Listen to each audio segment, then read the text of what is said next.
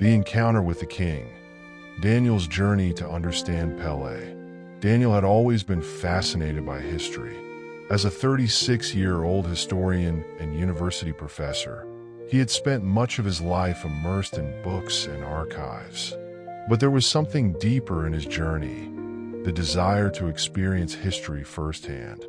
Through a time portal located in his extraordinary library in New York, he had already made a few trips to the past. However, his next destination would be more exciting than any other. Daniel was about to meet Pelé, the legendary football player who conquered the world with his talent and charisma. Pelé, born Edson Arantes do Nascimento on October 23, 1940, in the small town of Três Coracoes, Minas Gerais, Brazil, was much more than just a football player. He grew up in a humble family, where his father, Dondinho, was also a football player but did not achieve the success of his son. From an early age, Pelé demonstrated an unusual skill with the ball at his feet. The legend began in the streets, playing barefoot with friends, where he learned the art of dribbling and ball control. At the age of 15, Pelé was discovered by Waldemar de Brito, who took him to Santos Futebol Clube. In no time, Pelé began to shine on the fields, and at 17, he was already defending the Brazilian national team in the 1958 World Cup in Sweden. It was in this World Cup that Pelé became a global star, helping Brazil win its first world title with memorable performances, including 2 goals in the final against Sweden. From then on, Pelé transformed into a global icon, accumulating titles, awards, and breaking records. During his career, Pelé won 3 World Cups, 1958, 1962, 1970, scored over 1,000 goals, and became a symbol of excellence in the sport. But beyond the numbers, Pelé represented something more: the hope of a rising Brazil, the joy of the Brazilian people, and the art of football in its purest form. Upon arriving in the year 1958, Daniel finds himself at the peak of Pelé's career, in a Brazil experiencing economic and social growth. Throughout his journey, he has the opportunity to talk to the young Pelé, discover his motivations, challenges, and understand how he dealt with the pressure of carrying the weight of a country on his shoulders. This journey not only allows Daniel to meet the player, but also the man behind the legend. Chapter 1. The Boy from Três Coracoes, The Journey to Santos. Daniel was preparing for his next time travel, one he knew would be special. He had always been passionate about football, and Pelé was the name that resonated in his mind since childhood. Now, as a historian, he would have the opportunity to go back to 1950s Brazil and meet the young Edson Arantes do Nascimento before he became Pelé. However, as with all his previous journeys, he knew it wouldn't be easy. Adapting to the era, finding the right character, everything required care and precision. Upon entering the portal in his library, Daniel was immediately transported to the year 1955. The small town of Três Coracoes was bustling, with dirt roads, simple houses, and humble but welcoming people. Dressed in modern clothes, he knew he needed to blend in better. He found a small fabric shop and, with the help of a friendly tailor, got typical clothes of the time. Despite the difficulties in communicating with the locals, Daniel used his intelligence and charisma to adapt quickly. If you are enjoying the video, don't forget to subscribe and turn on notifications. We are sharing little gifts from history for your personal knowledge. It's our way of making history come alive for you. The journey to find the young Edson was not easy. Daniel spent days exploring Três Coracoes, discreetly asking about a prodigy boy who played football like no one else. The clues led him to an improvised football field, where barefoot boys played with a rag ball.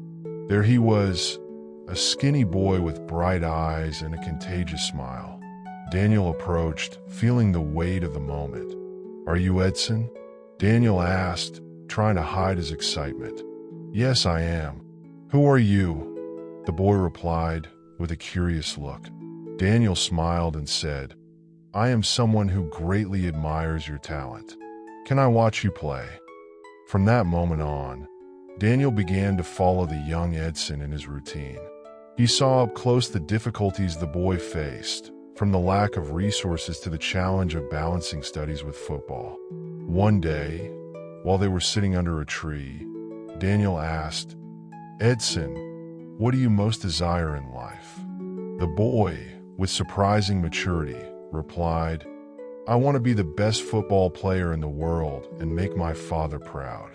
I want people to know me and see how much I love this sport." Daniel knew that Edson's destiny would lead him to become Pelé, the greatest player of all time. But at that moment, he realized he was in the presence of a young boy with simple dreams and a giant heart. Chapter 2: Glory in Sweden, the Rise of a King. 2 years had passed since Daniel met the young Edson in Tres Caracos. Now his journey took him to Sweden in 1958, where Pelé, at 17, was about to make history in the World Cup. Daniel knew this trip would be different. He would not only witness history, but also face new challenges to infiltrate the world of international football of that era. The first difficulty was the cultural and linguistic barrier. Although Daniel was fluent in Portuguese, Swedish was completely new to him. Upon arriving in Stockholm, he realized he would need help to navigate the football circles. After a few days of frustrating attempts, he found a Brazilian journalist who helped him get a pass to the Brazilian team's training sessions. Watching Pelé in training, Daniel was impressed by the young man's skill and confidence. It was as if the field was his home, and the ball an extension of his body. During a break, Daniel had the chance to approach and talk to Pelé. They sat on the bench, and Daniel, always curious, asked, "Pelé, what goes through your mind when you're about to play a World Cup final?" Pelé, with a calm smile, replied, "I think about Brazil, my father, and all the people who believe in me. I know I'm young, but on the field, there is no age. There is only the ball, and I will do my best for it." The final against Sweden was a spectacle. Pelé scored 2 goals, including that memorable lob over the Swedish defender followed by a precise volley. Daniel watched the game from the stands, emotional as he saw the young boy he had met in Tres Caracos transform before the eyes of the world. After the game, amidst the euphoria of victory, Daniel met Pelé again. He asked, "How do you feel now, after achieving the dream you had when you were just Edson?" Pelé took a deep breath and replied, "I achieved my dream, but now I see that there is much more ahead. This is just the beginning." If you are enjoying the video, don't forget to subscribe and turn on notifications. We are sharing little gifts from history for your personal knowledge. It's our way of making history come alive for you. The journey to find the young Edson was not easy.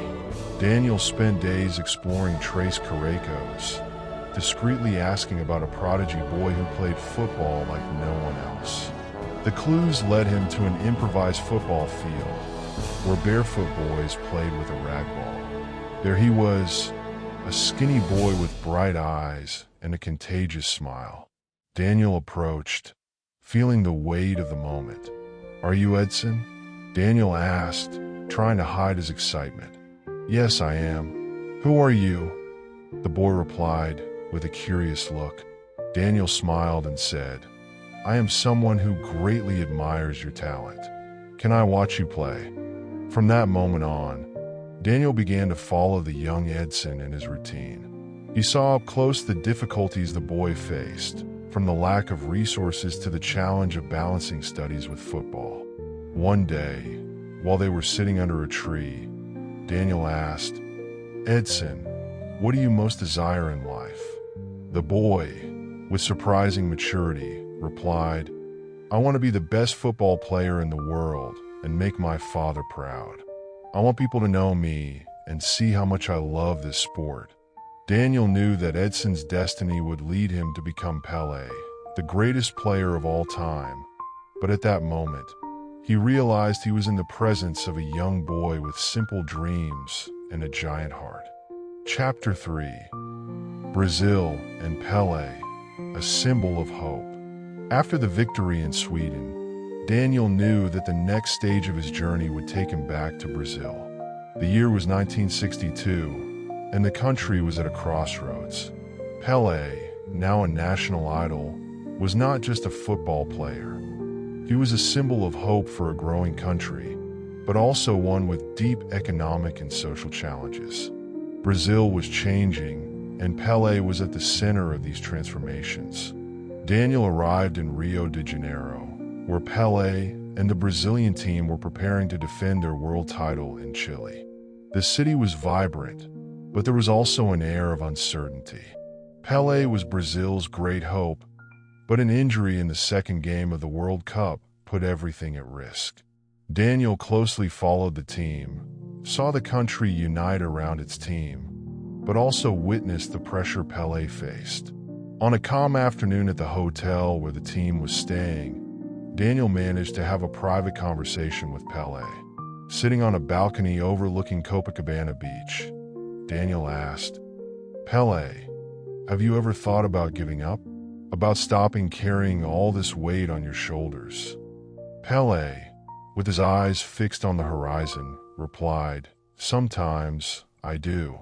But when I remember where I came from, the people who believe in me, and what football means to Brazil, I realize that I can't give up. This weight is not just mine, it's the weight of an entire country, and that gives me the strength to continue." Even injured, Pelé continued to support his team morally, and Brazil ended up winning the World Championship for the second time. Pelé's resilience was a lesson, not only for Daniel, but for all Brazilians. He showed that even in the face of adversity, it was possible to overcome difficulties with determination and courage. Before returning to the present, Daniel had one last meeting with Pelé. He asked him what the future held, and Pelé, with the wisdom of someone who had seen the world, said, "I don't know what the future holds for me, but I know that Brazil will always have football and hope. And as long as I can, I will keep playing to keep that hope alive." Final reflection. Daniel's encounter with Pelé was not just a journey to the past, but a journey of self-discovery. Pelé was not just the king of football. He represented something greater. For the Brazilian people, he was a symbol of hope, proof that despite difficulties, it was possible to dream and achieve great things. In talking to Pelé, Daniel realized that the true legacy of the player was not just in titles and goals, but in the inspiration he provided to millions of people around the world. Pelé's story shows how sport can transcend borders, uniting cultures and generations. Daniel understood that in studying history, he was not just analyzing facts and dates, but the emotions, dreams, and struggles of people who, like Pelé, transformed the world around them. Returning to New York, Daniel brought with him not just the memory of a legend, but the certainty that history continues to be written, and that each of us, in some way, has the power to influence it.